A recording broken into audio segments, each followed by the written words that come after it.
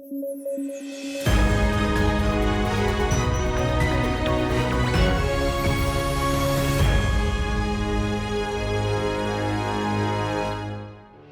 में यूपीएससी की तैयारी से संबंधित प्रोग्राम्स को देखने के लिए सब्सक्राइब करें स्टडी IQIAS हिंदी।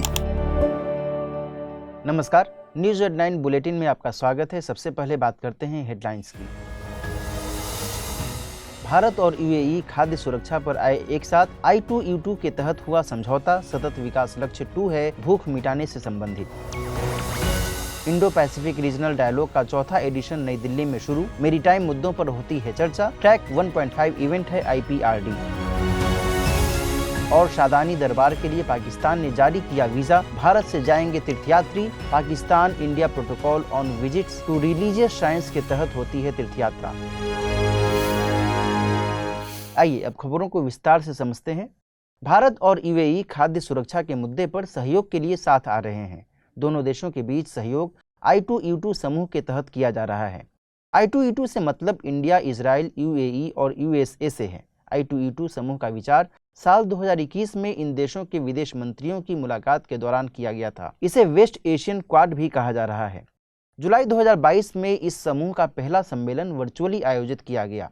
चारों देशों ने 6 मुख्य क्षेत्रों मसलन water, energy, transport, space, health and food security में निवेश पर सहमति जाहिर की।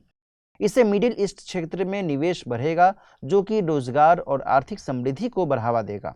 आपको बता दें कि यूएन ने खाद्य सुरक्षा की परिभाषा दी है, जिसके मुताबिक सभी लोगों को हर समय पर्याप्त, सुरक्षित और पोषक भोजन तक पहुंच सुनिश्चित किया जाना चाहिए, जो कि एक एक्टिव और हेल्दी लाइफ मुहैया करा सके। सतत विकास लक्ष्य 2 भूख को मिटाने से ही संबंधित है। IPRD यानी इंडो पैसिफिक रीजनल डायलॉग का चौथा एडिशन नई दिल्ली में शुरू होगा। IPRD भारतीय नेवी की अंतर्राष्ट्रीय स्तर का सालाना कॉन्फ्रेंस है। इस साल की theme operationalising the Indo Pacific oceans initiative है। इस साल के लिए chief organiser national maritime foundation को बनाया गया है। इस कॉन्फ्रेंस का मकसद मैरीटाइम मुद्दों पर चर्चा करना और विचारों को साझा करना है। IPRD ट्रैक 1.5 डिप्लोमेसी टाइप का इवेंट है। ट्रैक 1.5 इवेंट में सरकारी और गैर सरकारी दोनों तरह के लोग शामिल होते हैं।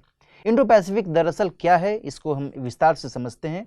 द डिप्लोमैट में छपे लेख के मुताबिक दुनिया के मानचित्र को समझने के 3 तरीके हो सकते हैं। पहला है भौगोलिक सीमांकन। इसमें सीमा का निर्धारण जमीन और पानी, पठार और प्रायद्वीप, समुद्र और महासागरों के जरिए किया जाता है। दूसरा तरीका है राजनीतिक सीमांकन।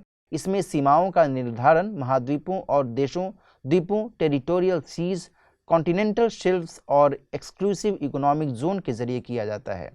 और तीसरा तरीका है कल्पना। इसमें मानसिक संकल्पना के जरिए पहले वाले दोनों तरीकों का प्रयोग किया जा सकता है। इंडो पैसिफिक एक ऐसी ही मानसिक संकल्पना है। इसमें हिंद महासागर और प्रशांत महासागर को जुड़े हुए क्षेत्र के तौर पर देखा जाता है। इसका विस्तार अफ्रीका के पश्चिमी तट से लेकर यूनाइटेड स्टेट्स के पश्चिमी तट तक है। हालांकि इस पर अभी विवाद है। इस खबर की अहमियत समझने के लिए साल 2015 में यूपीएससी की प्रारंभिक परीक्षा में पूछे गए प्रश्न पर गौर करते हैं। प्रश्न कुछ यूं था: क्षेत्रीय सहयोग के लिए हिंद महासागर रीम संघ से संबंधित निम्नलिखित कथनों पर विचार कीजिए। कथन 1: इसकी स्थापना हाल ही में समुद्री डकैती की घटनाओं और तेल अधिप्लाव की घटनाओं के प्रतिक्रिया स्वरूप की गई।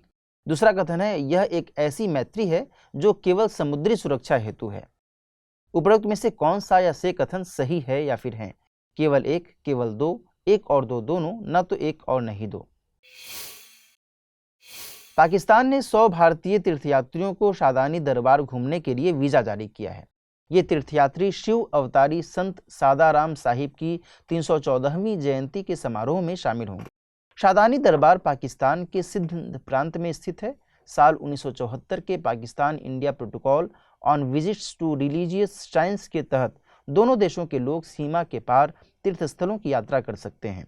इसके तहत तीर्थयात्री केवल समूह में यात्रा कर सकते हैं। हर साल इन समूहों की संख्या भी निर्धारित की जाती है।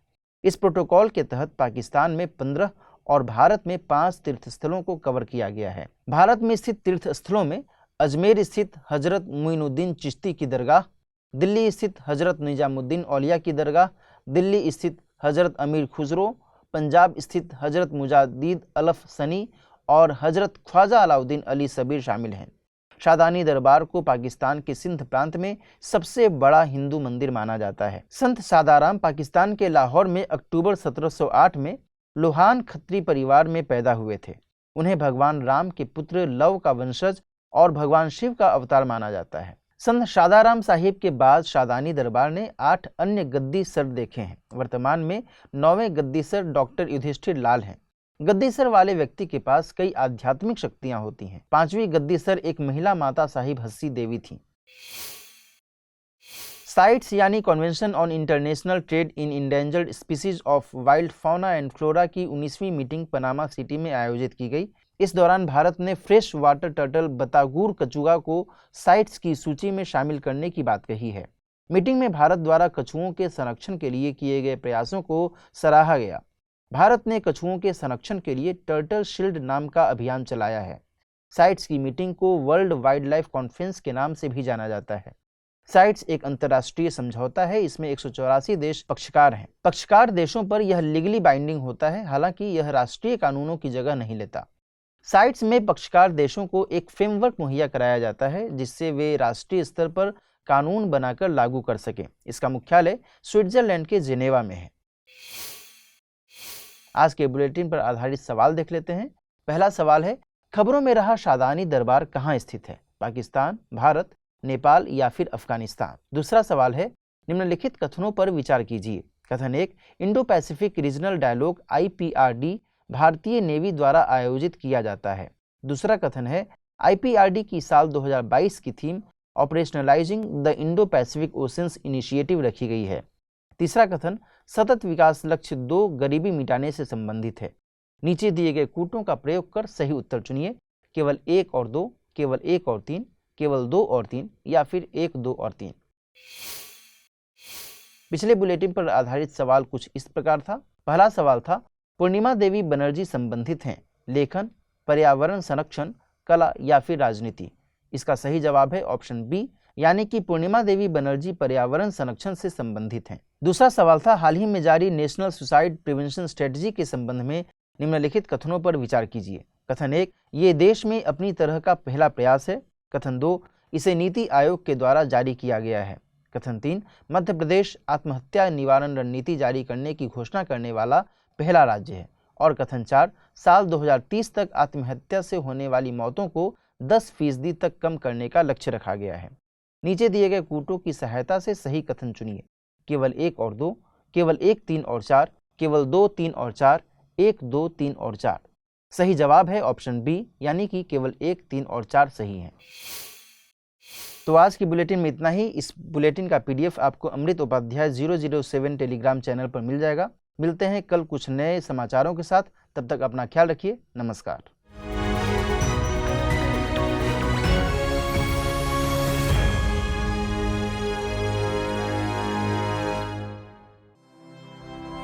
स्टडी IQ IAS, अब तैयारी हुई अफोर्डेबल।